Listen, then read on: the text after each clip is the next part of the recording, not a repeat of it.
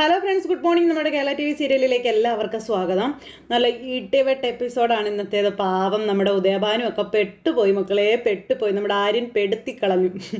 അതെ, ആര്യനാണെന്നുണ്ടെങ്കിൽ മിത്രയായിട്ട് സംസാരിച്ചിട്ട് അവിടെ ഇങ്ങനെ ഇരിക്കുന്നു. മിത്ര പഠിക്കുന്നു, പക്ഷെ മിത്രയ്ക്ക് ഒരു കോൺസെൻട്രേഷൻ കിട്ടുന്നില്ല ഈ പഠിത്തത്തിൻ്റെ കാര്യങ്ങളിൽ. ഈ സമയത്ത് ഇങ്ങനെ ഇരിക്കുമ്പോഴാണ് മിത്രയുടെ മനസ്സിലേക്കൊരു ഇത് വരുന്നത്. എന്നിട്ട് ഫോൺ എടുത്ത് കൂട്ടുകാരിയെ വിളിച്ചു, എന്തൊക്കെയോ സംശയങ്ങളും കാര്യങ്ങളൊക്കെ ചോദിക്കുക. പക്ഷേ അന്നേരം ഒരു തൃപ്തി കിട്ടുന്നില്ല നമ്മുടെ മിത്രയ്ക്ക്. മിത്ര ഉദ്ദേശിക്കുന്ന കാര്യങ്ങളൊന്നും കിട്ടിയില്ല.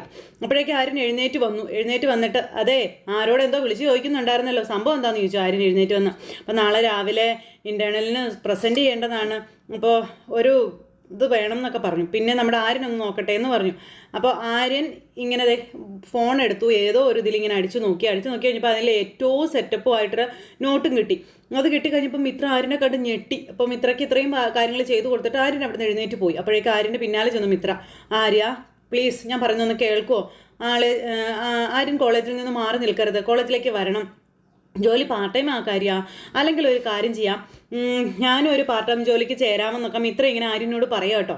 അപ്പോൾ രണ്ടുപേരുടെയും വരുമാനവും കാര്യങ്ങളൊക്കെ ആയല്ലോ, പ്ലീസ് ആര്യ പ്ലീസ് എന്ന് പറയുമ്പം വരട്ടെ, നമുക്ക് ആലോചിക്കാമെന്ന് ആര്യം പറഞ്ഞു. കടുമുടു സംസാരത്തിൽ നിന്നും കുറച്ചിങ്ങനെ അങ്ങ് ഒതുങ്ങി വന്നിട്ടുണ്ട് ആര്യൻ. അപ്പം നീ ഇപ്പോൾ ഈ ഡെഫിഷ്യൻസ് നിൻ്റെ രീതിയിലൊന്ന് തയ്യാറാക്കി എടുക്കാൻ പറഞ്ഞു, റെഫർ ചെയ്യാൻ പറഞ്ഞു. അങ്ങനെ നമ്മുടെ ആര്യൻ ഇതും പറഞ്ഞ് അവിടെ നിന്ന് പോയി കഴിഞ്ഞപ്പോൾ ഈ മനുഷ്യനെ എനിക്ക് മനസ്സിലാകുന്നില്ലല്ലോ എന്ന് പറഞ്ഞു മിത്ര ഇങ്ങനെ അവിടെ നിൽക്കുക കേട്ടോ. അത് കഴിഞ്ഞു പിറ്റേ ദിവസം രാവിലെ നമ്മുടെ ദേവമംഗലത്ത് ഒരാൾ വന്നിരിക്കുക. അപ്പോൾ ബാലനും അതുപോലെ തന്നെ ആനന്ദവും ഒക്കെ ഉണ്ട്. അപ്പോൾ അങ്ങനെ പെയിൻ്റ് അടിക്കാനും കാര്യങ്ങൾക്കൊക്കെ ആയിട്ട് ആളെ വിളിച്ചു വരുത്തിയതാണ്. അപ്പോൾ നമ്മുടെ ആനന്ദിൻ്റെ ആ ഒരു തീരുമാനമൊക്കെ കേട്ടിട്ട് എല്ലാവരും അന്തം വിട്ട് നിൽക്കുക. ആ സമയത്താണ് ഗോമതി മീനും കൂടെ അങ്ങോട്ടേക്ക് വരുന്നത്. അപ്പോൾ ബാലൻ അവർക്ക് ഇദ്ദേഹത്തെ പരിചയപ്പെടുത്തി കൊടുത്തു. ഇത് മഹേഷാണ്, എഞ്ചിനീയറാണ് എന്നൊക്കെ പറഞ്ഞു. അപ്പോൾ അല്ല, ഇവിടെ ഇപ്പോൾ എന്ത് ചെയ്യാൻ പോവാണെന്ന് ചോദിച്ചപ്പോൾ അല്ല, കല്യാണമൊക്കെ വരുമല്ലേ മോളെ, വീട് കുറച്ചുകൂടി ഒന്ന് മോഡേൺ ആക്കണമെന്ന് ആനന്ദിനൊരാഗ്രഹം. അപ്പോൾ അകത്തെ രീതികളൊക്കെ ഒന്ന് പുതുക്കിയാലോ എന്ന് എനിക്കും തോന്നിയെന്ന് പറഞ്ഞു. അമ്മേ, ഇത് മഹേഷ് ഫേമസ് എഞ്ചിനീയർ ഡിസൈനർ ആണെന്നൊക്കെ പറയുക കേട്ടോ നമ്മുടെ ആനന്ദും. അപ്പോൾ ഇതിപ്പോൾ വീടാകെ ഒരു ഓൾഡ് സെറ്റപ്പിലാണല്ലോ എന്നിങ്ങനെ ഈ എഞ്ചിനീയർ പറഞ്ഞപ്പോൾ നമ്മുടെ ഗോമതി ഇങ്ങനെ നോക്കുക കേട്ടോ. അപ്പോൾ ബാലനും ഇങ്ങനെ നോക്കി നിൽക്കുക. ആനന്ദ് എന്നോട് പറഞ്ഞത് എന്നാലേ ഫാഷനബിൾ ആകണമെന്നുള്ളതാണ് എന്നൊക്കെ പറഞ്ഞപ്പോൾ ബാലൻ ഇങ്ങനെ നോക്കുവാണേ. മോഡലായിട്ട് ഒരു വീടിൻ്റെ ഫോട്ടോയും ആനന്ദ് എനിക്ക് അയച്ചു തന്നായിരുന്നു എന്ന് പറഞ്ഞു. ഇതൊക്കെ കേട്ടപ്പോൾ ഏത് വീടിൻ്റെ ഫോട്ടോയും ആനന്ദ് ഏട്ടാ എന്ന് ചോദിച്ചു. അത് കേട്ട് കഴിഞ്ഞപ്പം അത് പിന്നെ നമ്മുടെ ദേവിയുടെ വീടിൻ്റെ ഫോട്ടോ എന്നും പറഞ്ഞ് തലയാട്ടു കേട്ടോ അന്നേരം ബാലൻ. അപ്പോൾ അത് നിനക്കെങ്ങനെ കിട്ടിയേ എന്ന് ഗോമതി ചോദിച്ചു. അത് പിന്നെ ദേവി അയച്ചു തന്നതാ എന്ന് പറഞ്ഞു. ആനന്ദേട്ടൻ ദേവിയോട് ചോദിച്ചോ? ഞാൻ അച്ഛനോട് പറഞ്ഞിട്ടാ ചോദിച്ചേ. അപ്പം അതെ, ആനന്ദിൻ്റെ ആഗ്രഹമല്ലേ നടക്കട്ടെ എന്ന് ബാലൻ. അപ്പോൾ മഹേഷ് വേണ്ടുന്നതുപോലെയൊക്കെ ചെയ്തോളാൻ പറഞ്ഞു. അപ്പോൾ ശരി സാർ, ഞാൻ ഡിസൈൻ ചെയ്തിട്ട് അറിയിക്കാൻ കേട്ടോ എന്ന് പറഞ്ഞു. അപ്പോൾ ഓക്കെ ശരിയെന്നും പറഞ്ഞ് അദ്ദേഹം അവിടെ നിന്ന് അങ്ങോട്ടേക്ക് പോയി. അദ്ദേഹം അങ്ങ് പോയി കഴിഞ്ഞപ്പോൾ ഗോമതി ബാലേട്ടനോട്, ബാലേട്ടാ എന്താ ബാലേട്ടാ ഇതൊക്കെ, ഞാനൊരു കാര്യം ബാലേട്ടനോട് ചോദിക്കട്ടെ എന്ന് ചോദിച്ചു ഗോമതി. അപ്പോൾ എന്താണെന്ന് ബാലേട്ടൻ ഒരു കല്യാണം ആനന്ദിന് കണ്ടുപിടിച്ചു. ശരി തന്നെ, ബാലേട്ടൻ കാശ് നോക്കാതെ ചെലവുകളും ചെയ്യുന്നുണ്ട്. പക്ഷേ ഇപ്പം ഇതൊക്കെ ഇച്ചിരി ആർഭാടമല്ലേന്ന് ചോദിച്ചു. ഇപ്പം നമ്മൾ എടുത്ത് ചാടി ഇങ്ങനെയൊന്നും ചെയ്യേണ്ട കാര്യമില്ല അച്ഛാ. ഇപ്പം നമ്മൾ അങ്ങനെയൊക്കെ ചെയ്തു കഴിഞ്ഞാൽ പിന്നീട് അതൊരു വലിയ ബാധ്യതയായി മാറുമെന്ന് മീനു പറയുക. അതുമാത്രമല്ല, ആർഭാടം കാണിക്കുന്നതിലല്ലോ കല്യാണത്തിൻ്റെ അർത്ഥം ഇരിക്കുന്നത് എന്ന് മീനു പറയുമ്പോൾ, അല്ല മീനാക്ഷി, ഇത് ആർഭാടം കാണിക്കലൊന്നും അല്ല. ദേവി ഒരു വലിയ വീട്ടിൽ നിന്നല്ലേ വരുന്നേ. ദേവി വരുമ്പോൾ ആനന്ദേട്ടൻ നമ്മുടെ വീട് കാണുമ്പോൾ ദേവിക്കൊരു ആദ്യമായിട്ട് നമ്മുടെ വീട് കാണുമ്പോൾ ദേവിക്കൊരു ഇമ്പ്രഷൻ ഉണ്ടാകട്ടെ എന്ന് കരുതിയിട്ടാണെന്ന് പറഞ്ഞു. അപ്പോൾ സാരമില്ല മീനാക്ഷി, നമ്മുടെ വീട്ടിൽ അതിൻ്റേതായ രീതികളിലൊക്കെ നടക്കുന്ന ഒരു കല്യാണമല്ലേ, അതിങ്ങനെ തന്നെ നടക്കട്ടെ എന്നും പറഞ്ഞു ബാലൻ. അപ്പം ഇല്ലില്ല, എന്തൊക്കെ പറഞ്ഞാലും അതിന് ഞാൻ സമ്മതിക്കില്ല ബാലേട്ടാ. എല്ലാത്തിനും കൂടെ കാശിറക്കാൻ ബാലേട്ടന് ഒറ്റയ്ക്കല്ലേ ഉള്ളൂ എന്ന് ഗോമതി അന്നേരം ചോദിച്ചു. എന്നിട്ട് മോനെ കല്യാണമൊക്കെ കഴിഞ്ഞിട്ട് നീയും ദേവിയും കൂടെ തീരുമാനിക്കുക എന്തൊക്കെ മാറ്റങ്ങളാ വേണ്ടതെന്ന്. എന്നിട്ട് മാറ്റങ്ങൾ നിങ്ങളായിട്ട് വരുത്തിക്കോളാൻ പറഞ്ഞു അമ്മ ആനന്ദനോട്. പക്ഷേ ഇപ്പം ഇതിനൊക്കെ ആയിട്ട് അച്ഛനെ ബുദ്ധിമുട്ടിക്കരുതെന്ന് പറയുമ്പോൾ ഗോമതി, ആനന്ദിൻ്റെ കല്യാണത്തിൽ ഞാൻ കാശ് നോക്കുന്നില്ല, എന്തായാലും ബഡ്ജറ്റ് വരട്ടെ, അതനുസരിച്ച് നമുക്ക് കാര്യങ്ങൾ നീക്കാമെന്ന് പറഞ്ഞുകൊണ്ട് ബാലൻ അത് തന്നെ ഉറച്ചു പിടിച്ചുകൊണ്ടിരിക്കുക. ഇത് കഴിഞ്ഞതിന് ശേഷം പിന്നെ മിഥുനെയും അതുപോലെ അലോഹിനെയാണ് കാണിക്കുന്നത്. അവർ രണ്ടുപേരും കൂടെ പുതിയ പ്ലാനുകൾ ഒരുക്കിക്കൊണ്ടിരിക്കുക. മിത്രയോടും ആര്യനോടും കോർക്കാൻ നീ കൂടെ നിൽക്കണമെന്നൊക്കെ പറഞ്ഞ് ആ മിത്ര കാരണമാണ് എൻ്റെ കല്യാണം മുടങ്ങിയത്, എന്നിട്ടിപ്പോൾ അവളെ സ്നേഹിക്കുക എന്നൊക്കെ വെച്ച് കഴിഞ്ഞാൽ എന്താ ചെയ്യുന്നത്? ആര്യനും അവളും കൂടെ അങ്ങനെ സുഖിച്ച് ജീവിക്കുന്നത് എനിക്ക് സഹിക്കുന്നില്ലെന്നും പറഞ്ഞുകൊണ്ട് അലോഹ് പറഞ്ഞപ്പോൾ ആര്യൻ മിത്രയെ സ്നേഹിക്കരുത്, അപ്പോൾ ആര്യൻ മിത്രയെ വെറുത്താലല്ല ശരിയാകുമല്ലേ എന്ന് ചോദിച്ചപ്പോൾ, പക്ഷേ അവനൊന്ന് അകന്നു പോവണ്ടേ, അപ്പോൾ ഒന്ന് ശരിക്ക് ചിന്തിച്ചാലേ എന്തെങ്കിലുമൊക്കെ ഒരു വഴി തെളിയുമല്ലോ ഹേ എന്ന് മിഥുൻ ഇങ്ങനെ പറയുക. അപ്പം മിഥുൻ്റെ ഉള്ളിലിരിപ്പ് എന്താണെന്ന് ഈ പറയുന്ന അലോകനെ അറിയില്ലല്ലോ. ഇതൊക്കെ കഴിഞ്ഞതിന് ശേഷം പിന്നെ അവരവിടെ വീട്ടിലിരുന്ന് ഇട്ട വളയുടെ ഭംഗി ആസ്വദിച്ചുകൊണ്ടിരിക്കുക. ദേവി അമ്മയും അച്ഛനും ഇങ്ങനെ നോക്കിയിരിക്കുക. എന്നിട്ട് മോളെ ഇന്നലെ ആനന്ദം വീട്ടുകാരും വന്നു പോയതോടെ നീ ഹാപ്പി ആണല്ലോ അല്ലേ എന്ന് അച്ഛൻ ചോദിച്ചപ്പം എന്ന് പറഞ്ഞിരിക്കുക. പക്ഷെ അവരുടെ മുന്നിൽ ഞാൻ എന്തോ ഒരു അഭിനയിച്ചെന്നറിയാവോ? എൻ്റെ മോളെ അഭിനയിക്കുന്നത് നിനക്ക് വേണ്ടിയിട്ടല്ലേ, വേറെ ആർക്ക് വേണ്ടിയല്ലല്ലോ. നീ നന്നായിട്ട് അഭിനയിച്ചാൽ നിനക്ക് നന്നായിട്ട് ജീവിക്കാനും പറ്റും. അത് തന്നെയെന്നും പറഞ്ഞ അമ്മയും അപ്പോൾ വരുക. അതെ ഉദയേട്ടാ, ഇന്നലെ അവർ വന്നപ്പോഴേ ഉദയേട്ടനൊരു കാര്യം ശ്രദ്ധിച്ചായിരുന്നോ? എന്താടി?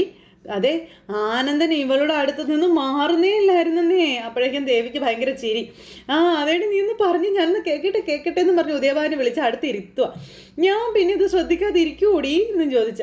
ഭർത്താവ് എത്രത്തോളം ഇവളെ ചുറ്റിപ്പറ്റി നിൽക്കുന്നോ അത്രത്തോളം ഇവള് വിജയിച്ചു എന്നും പറഞ്ഞ് അമ്മ പറഞ്ഞു കൊടുക്കാം. ഇപ്പം തന്നെ എൻ്റെ അച്ഛൻ്റെയും നിൻ്റെ കാര്യം എടുത്ത് നോക്കും. ഞങ്ങളുടെ വിജയത്തിൻ്റെ രഹസ്യം എന്തുവാ നിനക്കറിയാവോടി എന്ന് ഇളയ മോളോട് ചോദിച്ചപ്പം എനിക്കറിയാം എന്ന് ഇളയ മോള്. എൻ്റെ ശ്രീ പറയുന്നതിനപ്പുറം എനിക്കായിട്ട് വേറെ ഒരു തീരുമാനവും ഇല്ല, അതാണെന്നും പറഞ്ഞ് അച്ഛൻ പറഞ്ഞു. ശരി, ഞാനിപ്പോൾ എന്ത് വേണമെന്ന് അച്ഛനൊന്നും പറയുന്നു. അത് പിന്നെ മോളെ, നമുക്കേ ഇന്നലത്തെ പരിപാടിക്കൊക്കെ ഇച്ചിരി കാശ് ചിലവായി. അതിനുള്ള കാശ് ഞാൻ ആ സ്റ്റീഫൻ്റെ കയ്യിൽ നിന്നും പിന്നെ അവിടുന്ന് ഇവിടുന്നൊക്കെ കെഞ്ചി വാങ്ങിച്ചതാന്ന് പറഞ്ഞു. അതിനിപ്പോൾ എന്താ? അല്ല, പറഞ്ഞ തീയതിക്ക് മുന്നേ അത് തിരിച്ചു കൊടുത്തില്ലെങ്കിലേ അവൻ വെറുതെ പ്രശ്നം ഉണ്ടാക്കുമെന്ന് പറഞ്ഞു. അതിനിപ്പോൾ ഞാനെന്ത് ചെയ്യണമെന്നാണ് നിങ്ങൾ ഈ പറയുന്നേ എന്ന് ചോദിച്ചു. അത് പിന്നെ മോളാ വള ഞങ്ങ് തന്ന ഒരാവശ്യം വന്നാലേ നീയല്ലേ ഞങ്ങളെ സഹായിക്കേണ്ടതെന്ന് ചോദിച്ചു. ഞാൻ തരത്തില്ല, നോക്കണ്ടെന്ന് പറഞ്ഞു. ഞാനിത് തരൂല എന്നും പറഞ്ഞുകൊണ്ട് ഇങ്ങനെ പറയാം. മോളെ, നമ്മൾ നേടിയത് വല്ലതും നമ്മൾ കൊണ്ടുവന്നതാണോ? ഇന്നലെ അത് മറ്റാരുടേതായിരുന്നു, ഇന്നത് മോളുടേത്, നാളെ അത് മറ്റാരുടേതോ ആകുമെന്നും പറഞ്ഞുകൊണ്ട് അവരവിടെ ഇരുന്ന് ചർച്ച ചെയ്തുകൊണ്ടിരിക്കുമ്പോൾ ദേവി പറഞ്ഞു 2 ദിവസം എൻ്റെ കിടക്കട്ടെ എന്നിട്ട് തരാമെന്ന്. അപ്പോഴാണ് കട്ടകാലത്തിന് നമ്മുടെ ആര്യൻ പാഴ്സലുമായിട്ട് ഈ വീടിനെ ലക്ഷ്യം വെച്ച് വരുന്നത്.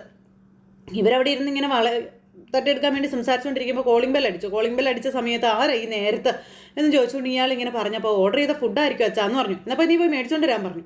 അങ്ങനെ ദേ മകള് ശ്രീവിദ്യ പോയി മേടിച്ചുകൊണ്ട് വരിക. അപ്പോൾ ഈ ശ്രീവിദ്യയെ കണ്ടു കഴിഞ്ഞപ്പോൾ ഞാൻ ഈ പെൺകുട്ടി എവിടെയോ കണ്ടിട്ടുണ്ടല്ലോ എന്ന് ആരും ഇങ്ങനെ നിന്ന് ചിന്തിക്കുക. ഇത് ആനന്ദേട്ടൻ കല്യാണം കഴിക്കാൻ പോകുന്ന പെൺകുട്ടിയുടെ അനിയത്തിയല്ലേ എന്നിങ്ങനെ ആരും ഞാൻ മുറ്റത്ത് നിന്ന് ചിന്തിക്കാം. അപ്പോൾ ഇന്ന് തന്നെ കൊണ്ടുപോയി തിന്നണം എന്ന് വെച്ചാൽ കഷ്ടമാണ് എന്നും പറഞ്ഞ് നമ്മുടെ ദേവി ഇങ്ങനെ പറഞ്ഞു. അപ്പോൾ ഞാൻ 2 ദിവസം കൂടെ ഇട്ടോ എന്നും പറഞ്ഞ് അച്ഛൻ ഇങ്ങനെ മോളോട് പറയുന്നു. അപ്പോഴേക്കും പാഴ്സൽ കൊണ്ടുവന്ന് മേശപ്പുറത്ത് വെച്ചിട്ട് അച്ഛാ 670 രൂപയായെന്ന് പറഞ്ഞു. 670 കുണവയോ? എൻ്റെ കാശൊന്നുമില്ല എന്നും പറഞ്ഞ് ഇവർ അങ്ങോട്ടും ഇങ്ങോട്ടും പറഞ്ഞുകൊണ്ടിരുന്ന് തർക്കിക്കോ. എന്നാൽ പിന്നെ അമ്മ കാശ് തരാൻ പറഞ്ഞ ഇളയ മോള്. പിന്നെ ഞാനിങ്ങനെ നോട്ട് അടുക്കി വെച്ചിരിക്കുമല്ലേ, ചോദിക്കുമ്പോൾ എടുത്തു തരാൻ. ഇതൊക്കെ ആരും പുറത്തുനിന്ന് കേൾക്കാമെന്ന് ഓർക്കണം. ഇതൊക്കെ കേട്ട് ആരും നടുങ്ങി വിറയ്ക്കുകയാണ്. വെറും പാപ്പരാസികളാണെന്ന് ആരും തിരിച്ചറിഞ്ഞു. നീ പോയിട്ട് അയാളോട് നാളെ എങ്ങനെ വരാൻ പറയാനായിട്ട് പറഞ്ഞു. പൈസ ഇല്ലെങ്കിൽ പിന്നെ എന്തിനാ ഫുഡ് ഓർഡർ ചെയ്യാൻ പറഞ്ഞേ എന്നും ചോദിച്ച് ദേഷ്യപ്പെടുമ്പോൾ ഇടിന്ന് പതുക്കെ പറയടിന്ന് പറഞ്ഞ അച്ഛൻ ഇളയ മോളെ വഴക്ക് പറയാം. നമ്മുടെ ദാരിദ്ര്യം പുറത്ത് മറ്റാരും അറിയണ്ട, അറിഞ്ഞ ആ ഗോമതി സ്റ്റോർ ബാലൻ കളഞ്ഞിട്ട് അങ്ങ് പോകും. ഇതൊക്കെ നമ്മുടെ ആരും കേൾക്കും കേട്ടോ. അയ്യോ ഇതെന്താ ഇത്? വലിയ കാശുകാരാണെന്നൊക്കെയാണല്ലോ പറഞ്ഞിരുന്നത്. അപ്പോൾ എടി പെണ്ണെ, നിന്റെ കയ്യിൽ വില ഇരിപ്പുണ്ടെങ്കിൽ എടുത്തങ്ങ് കൊടുക്കുക, ഞാൻ നാളെ അങ്ങ് തരാമെന്ന് അമ്മ പറഞ്ഞപ്പോൾ നാളെയോ? അമ്മ നാളെ എങ്ങനെ തരുമെന്നാ എന്ന് ദേവി അന്നേരം ചോദിച്ചു. അങ്ങനെ ഇവരവിടെ നെച്ചിക്കണക്ക് പറയുവാണ്. ഈ നമ്മുടെ ഇല്ലായ്മയൊക്കെ അവരെങ്ങാനും അറിഞ്ഞ് അന്ന് തന്നെ അവർ കല്യാണം വേണ്ടെന്ന് വെച്ച് ഓടിപ്പോയി കളയും എന്നും പറഞ്ഞ് ദേവിയും പറയാം. ഇത് കേട്ടപ്പോൾ ഭാര്യൻ ഇങ്ങനെ വല്ലാതെ നിൽക്കുക കേട്ടോ. എൻ്റെ പൊന്നെ, എൻ്റെ കയ്യിൽ ബാക്കി എന്തെങ്കിലും ഉണ്ടെങ്കിലേ ഞാൻ എടുത്തു തരാമെന്ന് പറഞ്ഞ് ദേവി കാശെടുക്കാനായിട്ട് അകത്തേക്ക് കയറി പോണു. ആരും അന്നേരം ഇതൊക്കെ കേട്ട് നിൽക്കുക. അപ്പോൾ കൃത്യം 670 രൂപയാണ് കൊണ്ട് കൊടുക്കാൻ പറഞ്ഞു. അങ്ങനെ ആ പൈസയും കൊണ്ട് ശ്രീവിദ്യയെ കൊണ്ടുവന്ന് കൊടുത്തു. ഈ സമയത്ത് നമ്മുടെ ആര്യനൊന്നും മിണ്ടാതെ അങ്ങ് പോയി കഴിഞ്ഞപ്പം ഇയാളെന്താ പൈസ ഒന്നും എണ്ണിപ്പോലും നോക്കാതെ പോയത്? എന്തായാലും ആട്ടെന്ന് പറഞ്ഞ് ശ്രീവിദ്യ അകത്തേക്ക് കയറി ചെല്ലുക. അങ്ങനെ നമ്മുടെ ആര്യൻ അവിടെ നിന്ന് പോന്നിട്ട് ദേവമംഗലം എന്നൊക്കെ ഇവർ പറയുന്നത് കേട്ടല്ലോ, എന്തൊക്കെയോ കുഴപ്പമുണ്ടല്ലോ എന്നും പറഞ്ഞുകൊണ്ട് ആര്യൻ ഇങ്ങനെ പോകും കേട്ടോ. പോണ വഴിക്ക് ആര്യൻ എന്നിട്ട് ഫോൺ എടുത്ത് ആകാശിനെ വിളിച്ചു. അതെ ഏട്ടനും ഇപ്പോൾ എവിടെയാണെന്ന് ചോദിച്ചു. അപ്പം ഞാൻ പുറത്തുണ്ടടാ, എന്താടാ കാര്യം? അതെ അല്ല ഏട്ടാ, എൻ്റെ ഒരു ഡൗട്ടാണ് കേട്ടോ, അത് ഏട്ടനോട് പറയണമെന്ന് തോന്നിയെന്ന് പറഞ്ഞപ്പം നീ കാര്യം പറയടാന്ന് പറഞ്ഞു. അതെ, ആനന്ദേട്ടൻ വിവാഹം കഴിക്കാൻ പോകുന്ന പെൺകുട്ടി ശ്രീദേവി, ആ കുട്ടിയുടെ വീട്ടുകാരെ പറ്റി അച്ഛൻ അന്വേഷിച്ചായിരുന്നോ എന്നിങ്ങനെ ചോദിച്ചപ്പം അച്ഛന് കൃത്യമായി ബോധ്യമുള്ളത് കൊണ്ടാണല്ലോ എല്ലാം പെട്ടെന്ന് നടത്തുന്നത്. അല്ല എന്താടാ കാര്യം, എന്താ പ്രശ്നം എന്തെങ്കിലും ഉണ്ടോടാ എന്നൊക്കെ ആകാശ് ചോദിച്ചപ്പം ആ വീട്ടുകാരെ പറ്റി ഏട്ടൻ എന്താ തോന്നിയതെന്ന് ചോദിച്ചു. പ്രത്യേകിച്ച് ആ കുട്ടിയുടെ അച്ഛനൊക്കെ അപ്പോൾ വളരെ നല്ല അഭിപ്രായം തന്നെയാടാ. എടാ നമുക്കൊക്കെ കിട്ടാവുന്നതിൽ വെച്ച് ഏറ്റവും നല്ല ആലോചനയാടാ എന്നൊക്കെ പറഞ്ഞു. അച്ഛൻ അന്വേഷിച്ച് കണ്ടെത്തുമ്പോൾ അതിനൊരു ഉറപ്പുണ്ടാകുമല്ലോടാ. പിന്നെ കാര്യം എന്താണെന്ന് വെച്ചാൽ നീ അത് പറയാൻ പറഞ്ഞു. അല്ല ഏട്ടാ, മറ്റൊന്നുമല്ല, ഒരു വിവാഹവും കാര്യങ്ങളൊക്കെ അല്ലേ, കുറച്ചുകൂടി കാര്യങ്ങളൊക്കെ ഒന്ന് അന്വേഷിക്കണം എന്നേ ചേട്ടനെന്ന് അച്ഛനോട് പറയണം എന്ന് പറഞ്ഞു. അത് കേട്ട് കഴിഞ്ഞപ്പോഴേക്കും എന്താടാ നീ എന്താ ഉദ്ദേശിക്കുന്നത്, തെളിച്ച് പറയടാ എന്ന് പറഞ്ഞപ്പോൾ അല്ല ഒന്ന് അന്വേഷിച്ചാൽ മാത്രം മതി, വേറെ കുഴപ്പമൊന്നുമില്ല, എനിക്കെന്തോ അവരുടെ രീതികളൊക്കെ വെച്ചിട്ടേ ആകെ ഒരു പൊരുത്തക്കേട് തോന്നുകയാണെന്ന് ആര്യൻ അന്നേരം പറഞ്ഞു കേട്ടോ. ഒന്ന് അന്വേഷിക്കാനൊന്ന് പറയണേന്ന് പറഞ്ഞപ്പം ശരിയടാ ഞാൻ പറഞ്ഞോളാം എന്ന് പറഞ്ഞു. അങ്ങനെ രണ്ടുപേരും കൂടെ ഫോൺ വിളിച്ചു. ആര്യൻ ജോലിക്ക് അങ്ങ് പോയി. പിന്നെ ആര്യൻ ആ കാര്യങ്ങളെല്ലാം മനസ്സിൽ ആലോചിക്കും കേട്ടോ. ഇതെല്ലാം കഴിഞ്ഞതിന് ശേഷം പിന്നെ കാണിക്കുന്നത് നമ്മുടെ ബാലൻ ഇങ്ങനെ ഇരിക്കുന്നു. ഗോമതി കൊണ്ടുവന്ന് ബാലന് ചായ കൊടുത്തിട്ട് അങ്ങ് പോയി. അപ്പോൾ ആകാശ് ബാലൻ്റെ അടുത്തേക്ക് ചെന്നിട്ട് അച്ഛാ ഞാൻ ചില കാര്യങ്ങളൊക്കെ അറിഞ്ഞു, അത് സത്യമായിരിക്കില്ല, ആര്യൻ പറഞ്ഞത് അച്ഛനോട് പറഞ്ഞതേ ഉള്ളൂ എന്ന് പറഞ്ഞു. അപ്പം എന്താടാ കാര്യം എന്ന് വെച്ചാൽ പറയാൻ പറഞ്ഞപ്പോൾ അല്ല ആര്യൻ എവിടുന്നോ കേട്ട കാര്യങ്ങളോ അറിഞ്ഞ കാര്യങ്ങളൊക്കെ ആയിരിക്കും, അവൻ പറഞ്ഞത് ഞാൻ അച്ഛനോട് പറയുന്നതേ ഉള്ളൂ എന്ന് പറഞ്ഞു. എടാ എന്താന്ന് വെച്ചാൽ നീ ഒന്ന് തെളിച്ചു പറയടാ ഈ മുഖെ പിടിക്കാതെ എന്ന് പറഞ്ഞപ്പോഴേക്കും എന്താണെന്ന് ചോദിച്ചുകൊണ്ട് ഗോമതിയും മീനുവും കൂടെ വന്നു. അതെ ഉദയഭാനു സാറിൻ്റെ വീട്ടുകാരെയും ചുറ്റുപാടെയൊക്കെ വെച്ച് ഒന്ന് അന്വേഷിക്കണം എന്ന് നമ്മുടെ ആകാശ് പറഞ്ഞു. എന്ന് ആര് പറഞ്ഞു ചോദിച്ചു. ആനന്ദ് പറഞ്ഞു വരുക. അല്ല ആര്യൻ എന്നെ വിളിച്ചപ്പോൾ വെറുതെ ഒന്ന് സംസാരിച്ചതാന്ന് പറഞ്ഞു. അപ്പം എന്താ കാര്യമുള്ള കാര്യമൊന്നും അല്ല, ഉദയഭാനു സാറിനെ കുറിച്ച് എല്ലാം അന്വേഷിച്ചോ എന്നൊക്കെ ചോദിച്ചു, അത്രേ ഉള്ളൂ. അപ്പം അവൻ ചോദിക്കും, അവൻ അത് ചോദിച്ചില്ലെങ്കിലേ അത്ഭുതം ഉള്ളൂ എന്നും പറഞ്ഞുകൊണ്ട് ഈ ബാലൻ അന്നേരം പറയുക. എന്നും പറഞ്ഞോണ്ട് ഗോമതി മീനു നിൽക്കുക കേട്ടോ.